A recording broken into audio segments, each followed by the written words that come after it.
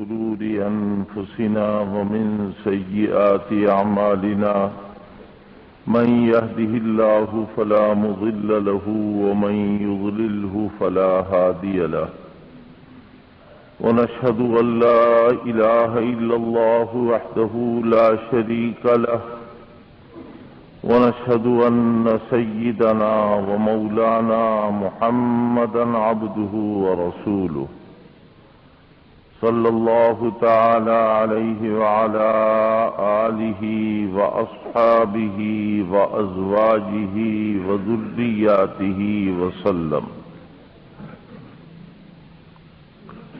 رب اشرح لي صدري ويسر لي أمري واحلل عقدة من لساني يفقهوا قولي. أما بعد فأعوذ بالله من الشيطان الرجيم. بسم الله الرحمن الرحيم.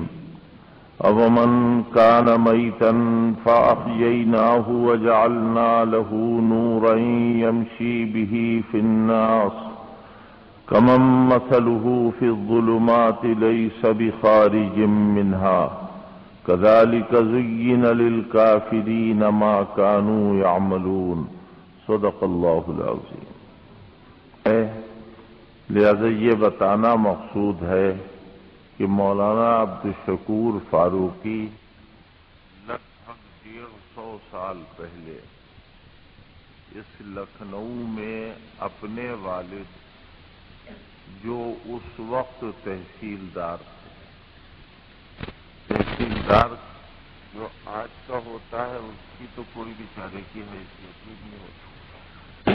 اس وقت حضرت کا صرف نام لینا مقصود ہے کہ امام اہل سنت کے والد مولانا عبدالشکور کے والد مولانا عبدالحی کو ڈھونڈتے ہوئے لکھنؤ آئے تھے کہ اپنے لڑکے کو ان سے پڑھوائیں. مولانا عبدالحی فرنگی محلی کا انتقال صرف 35 سال کی عمر میں ہوا تھا. 30-35 سال کے لڑکوں کی شادی ہوا کرتی.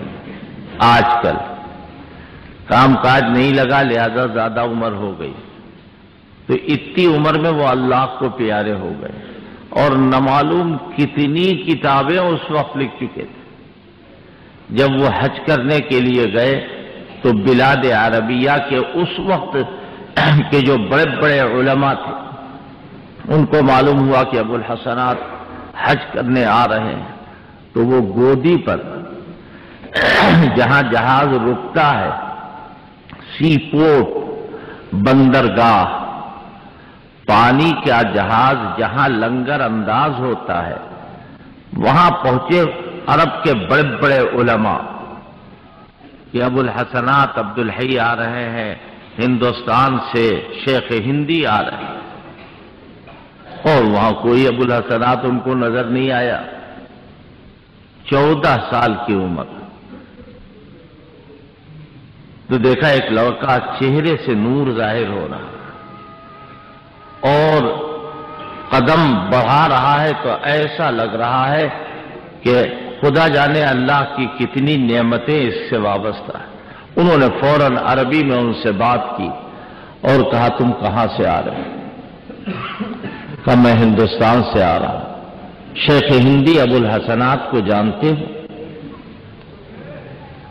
تو اب انہوں نے نگاہ نیچی فرما لی اور فرمایا کہ میرا نام عبدالحی ہے، میں ابو الحسنات وغیرہ کو نہیں جانتا ہوں. بس کیا تھا، وہ سارے عرب علماء لپٹ گئے اور گودی میں نہیں اپنے کندھے پر ان کو بٹھایا اور اس طرح وہ لے گئے ان کو. میں نے حضرت کا تذکرہ اس لیے کیا کہ وہ زندہ ہیں، مرے نہیں ہیں. ایک کتاب جو درسیات میں عربی میں پڑھائی جاتی ہے اس میں حضرت مولانا عبدالحی کا تذکرہ کیا ہے اور اشعار میں ان پر مرثیہ کہا گیا. مات عبد الحی لیکن لم یمت فیضانہ، مات عبد الحی لیکن لم یمت فیضانہ، انما مات المسمى واسمہ ما لا یمت. عبدالحی کا تو انتقال ہو گیا لیکن مسمہ چلا گیا مگر نام نہیں مرا ہے، نام زندہ ہے، ان کا فیض باقی۔ یہاں آ کے پتا چلا کہ حضرت مولانا عبدالحی فرنگی محلی کا انتقال ہو چکا ہے۔ حضرت امام اہل سنت کے والد مولوی ناظر علی بہت رنجیدہ خاطر ہوئے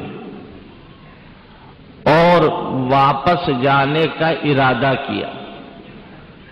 کچھ علماء سے ملاقات کرنے کے لیے گئے۔ ان علماء نے کہا کہ شیخ ابو الحسنات عبدالحی تو دنیا سے جا چکے، لیکن ان کے ایک شاگرد جو ان کے سچے اور صحیح جانشین ہیں، یعنی خیر ائمۃ الہدات حضرت مولانا سید عین القضات رحمت اللہ علیہ زندہ ہیں اور پڑھاتے ہیں، ویسے ہی علم ان کے پاس ہے جیسا ان کے استاد کے پاس تھا۔ فوراً امام اہل سنت کے والد کے دل میں یہ خیال پیدا ہوا کہ چلو ان کے پاس چلیں۔ وہاں پہنچے، حضرت مولانا عین القضات رحمت اللہ علیہ جو بانی ہے مدرسہ عالیہ فرقانیہ کے، جو چوک میں اصغر علی محمد علی کی پرانی بلڈنگ جہاں تھی وہاں پر ایک مدرسہ ہے، ہمارا تو مادر علمی ہے۔ وہاں پہنچے، حضرت سے ملاقات کی۔ کون ہو تم؟ کہ میں تحصیلدار ہوں۔ کاہے کے لیے آئے ہو؟ اپنے لڑکے کو پڑھوانے کے لیے آیا ہوں۔ آپ کے استاد مولانا عبدالحی صاحب کے پاس آیا تھا مگر ان کا انتقال ہو چکا ہے، تو آپ کے پاس آیا ہوں کہ آپ پڑھا دیجئے۔ فرمایا میں تحصیلدار کے لڑکے کو نہیں پڑھاتا ہوں، یہاں سب غریب غربا پڑھتے ہیں، تمہارا لڑکا جب تحصیلدار کا لڑکا تو دماغ میں اس کے بڑے عالی ہوں گے۔ رونے لگے اور کہنے لگے کہ یہ لڑکا تحصیلدار کا لڑکا بن کے نہیں پڑھے گا، آپ کا غلام بن کے پڑھے گا۔ کیا انتظام کیا ہے؟ اس کے ساتھ باورچی رہے گا کھانا پکانے کے لیے۔ ہمارے پر دادا کے بارے میں کہہ رہے کہ لڑکا رہے گا نہیں، باورچی کو بھگاؤ، باورچی کیا کام کرے گا؟ پھر کرائے کے گھر میں نہیں، کسی مسجد کے حجرے میں رہنا پڑے گا۔ ڈالی گنج میں کوئی جگہ ہے، وہاں کوئی مسجد کا حجرہ، کہا حضرت آپ کی سب شرطیں منظور ہیں مگر میرے لڑکے کو پڑھا دیجیے۔ جب یہاں تک بات پہنچی تو کہا ٹھیک ہے، ایک سبق صرف پڑھاؤں گا۔ کس وقت پڑھاؤں گا؟ یہ باتیں اگر میں نہ بیان کروں گا میں مر جاؤں گا تو کوئی بیان نہ کر پائے گا۔ والد صاحب کے زبان سے اس طرح یاد ہے جیسے ابھی ابھی وہ بیان کر رہا۔ ایک سبق پڑھاؤں گا۔ کس وقت پڑھائیں گے؟ کہا فجر سے پہلے۔ یا اللہ، ڈالی گنج میں ایک کمسن لڑکا رہے گا اور وہ چوک میں جاڑا گرمی برسات ہمیشہ آئے گا فجر کی نماز سے پہلے، یہ بھی کوئی انصاف کی بات ہے؟ کھڑے ہو جاتے ہیں تحصیلدار صاحب اور کہتے میاں آپ کو اپنے علم کا گھمنڈ ہے، غرور ہے، بتائیے یہ کمسن بچہ کیا کرے گا؟ کہا کہ مجھے آپ کی ساری شرائط منظور ہے، ہمارا لڑکا فجر سے پہلے آئے گا اور آ کر کے آپ سے پڑھے گا۔ یقین جانیے 11 سال تک مسلسل حضرت امام اہل سنت نے تہجد کی نماز مدرسہ فرقانیہ میں آ کر کے پڑھی، جہاں حضرت رہتے تھے، اور مسلسل ایک غیر حاضری کیے بغیر 11 سال تک پڑھا۔ بعد میں پھر ان کی محبوبیت کا یہ عالم ہو گیا تھا کہ حضرت مولانا عین القضات رحمت اللہ علیہ نے سب کو پڑھانا بند کر دیا، صرف انہی کو پڑھاتے، اور جیسے کہتے نہیں گھوٹ گھوٹ کر کے علم کو ان کے سینے میں اتارتے رہے اتارتے رہے اتارتے رہے۔ لوگ جانتے نہیں ہیں مولانا القضات کو۔ میبزی ایک کتاب سب سے مشکل کتاب سمجھی جاتی ہے، اس کا حاشیہ حضرت مولانا القضات رحمۃ اللہ علیہ نے لکھا۔ حضرت مولانا نے پڑھایا اور علم کوٹ کوٹ کر کے بھر دیا۔ اب جب علم ہو گیا تو اب کیا کریں؟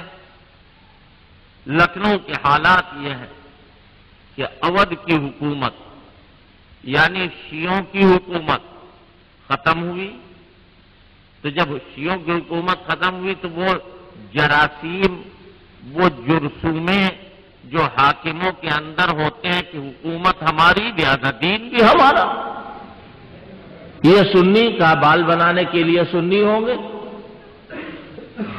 کپڑا دھونے کے لیے سنی ہوں گے، نوابی کرنے کے لیے تو ہم ہیں۔ یہ ایک تصور۔ تعزیے کا ہاں، اگر کوئی تعزیے کو دیکھ کے ٹوپی نہیں اتارے گا تو اسے سزا دی جائے گی، احتراماً ٹوپی اتاری جائے گی۔ حضرت پڑھ کر کے کامل ہو گئے، کمال حاصل ہو گیا، چوک سے پورا دن تعزیے نکل رہے، پورے شہر میں امام حسین کے فقیر ہر جگہ ہر گلی میں پائے جاتے، گلے میں بدھی ڈالے، کمر میں گھنٹی باندھے، امام حسین کے نام پر پیسہ مانگ رہے، فقیر بنے۔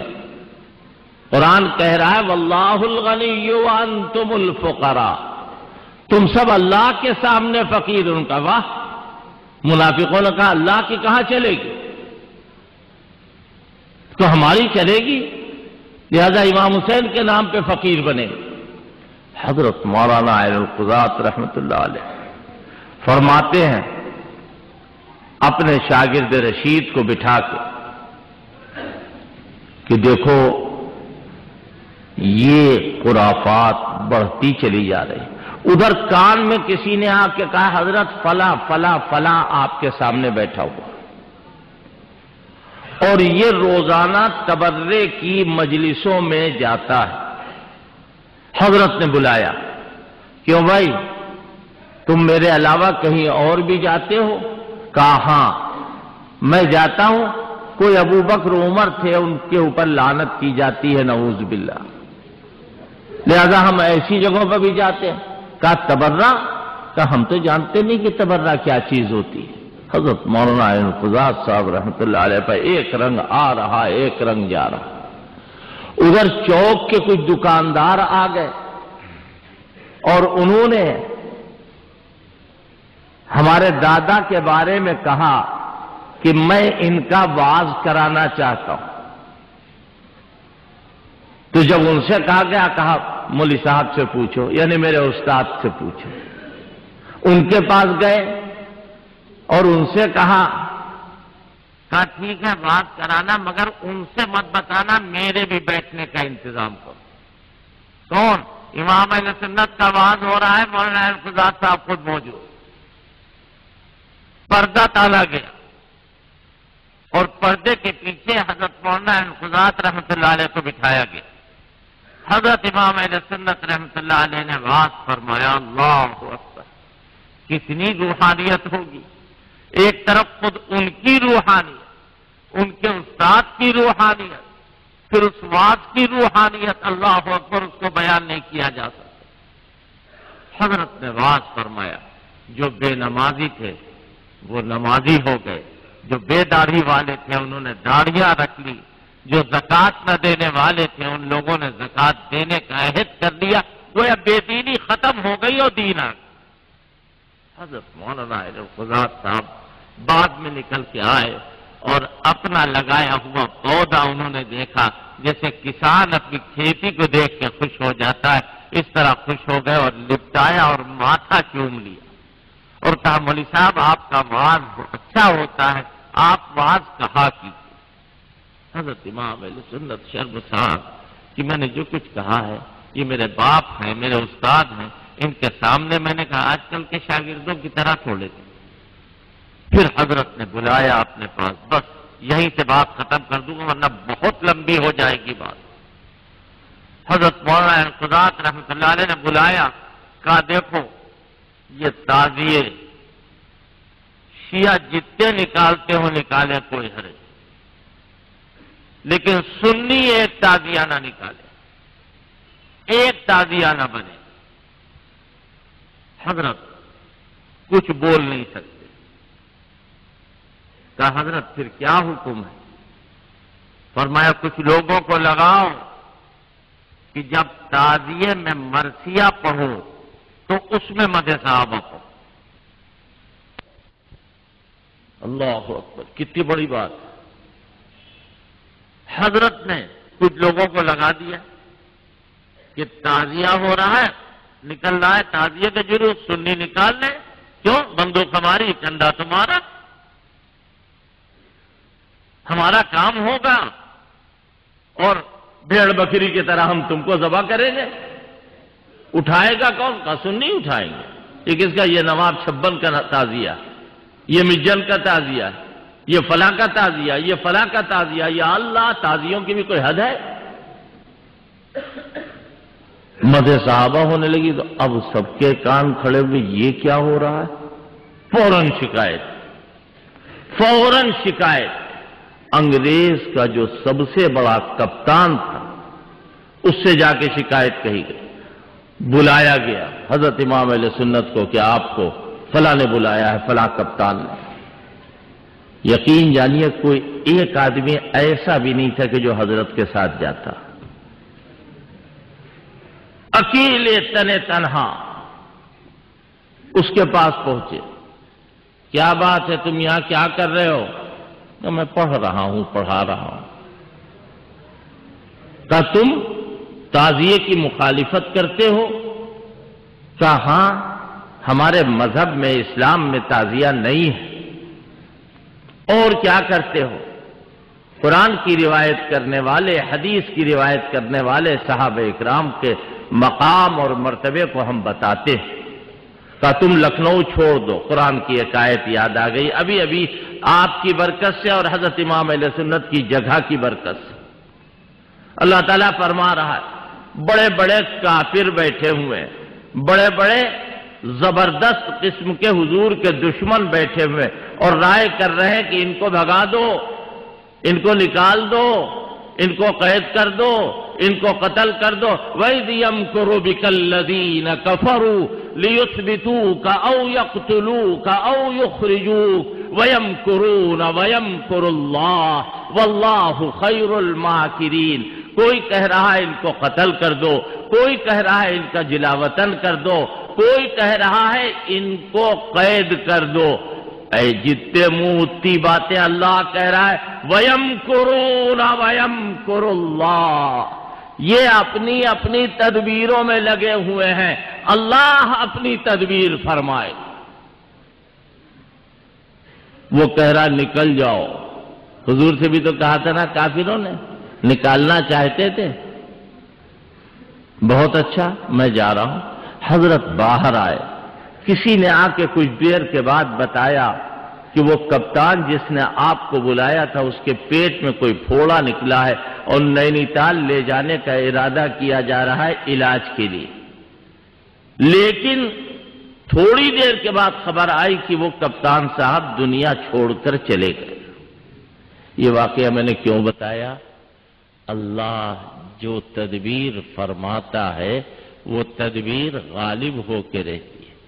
حضرت نے نہ معلوم کتنی کتابیں لکھی، پورے لکھنؤ کے نہیں بلکہ پورے ہندوستان اور پوری دنیا میں اس محاذ پر اگر کوئی قلم اٹھاتا ہے یا کچھ کہتا ہے تو وہ حضرت امام اہل سنت کی کوششوں سے بے پرواہ ہو کر نہ کہہ سکتا ہے نہ لکھ سکتا۔ ابھی ابھی دارالعلوم دیوبند کے محتمم عمرہ کرنے کے لیے گئے تھے مفتی ابو القاسم صاحب۔ مجلس شورا میں انہوں نے بیان دیا کہ عرب کے فلاں بڑے عالم سے میری ملاقات ہوئی اور انہوں نے ہم سے کہا کہ شیعت کے سلسلے میں ہندوستان میں بہت کام ہوا، اور فوراً انہوں نے عربی میں یہ بات کہی کہ سب سے زیادہ کام جو ہوا ہے وہ مولانا عبدالشکور فاروقی کے ذریعے ہوا۔ تم اسے عیب سمجھتے ہو؟ ہم اسے ہنر سمجھتے ہیں۔ امام اہل سنت نے کبھی کسی کو برا کہا ہی نہیں، کبھی فساد کا کوئی عنصر آیا ہی نہیں۔ انہوں نے علماء تیار کرنا شروع کیا اور علماء کو اپنی جو تحقیقات تھیں ان سے باخبر کیا۔ عوام کے لیے یہ پروگرام شہدائے اسلام کا بنایا۔ جب 15 روزہ حضرت کے زمانے میں جلسے ختم ہو جاتے تھے تو پھر محلے محلے جلسوں کا سلسلہ شروع ہوتا تھا، اور حضرت نماز پر واعظ فرماتے تھے۔ بیٹھے ہوئے میرے سامنے حاجی بادشاہ علی صاحب کے صاحبزادے، اللہ حاجی بادشاہ علی صاحب کو اپنے جوار رحمت میں جگہ عطا فرمائے اور ان کے درجوں کو بلند فرمائے۔ اگر وہ ہوتے تو میری باتوں کی تصدیق کرتے۔ ان کا معمول تھا کہ عصر کی نماز کے بعد چٹائی کے اوپر جا کر کے دارالمبلغین میں حضرت امام اہل سنت رحمۃ اللہ علیہ کی خدمت میں بیٹھا کرتے تھے۔ وہی نہیں، مولانا منظور نعمانی رحمۃ اللہ علیہ، مولانا علی میاں، چودھری نعمت اللہ، پروفیسر بیرسٹر نسیم صاحب، یہ سارے کے سارے جو اس زمانے کے 28 سال تک حضرت نے درس دیا ہے بڑے بڑے علماء اکرام کے سامنے۔ سینچا تھا اسے خون سے کچھ تشنہ لبوں نے، سینچا تھا اسے خون سے کچھ تشنہ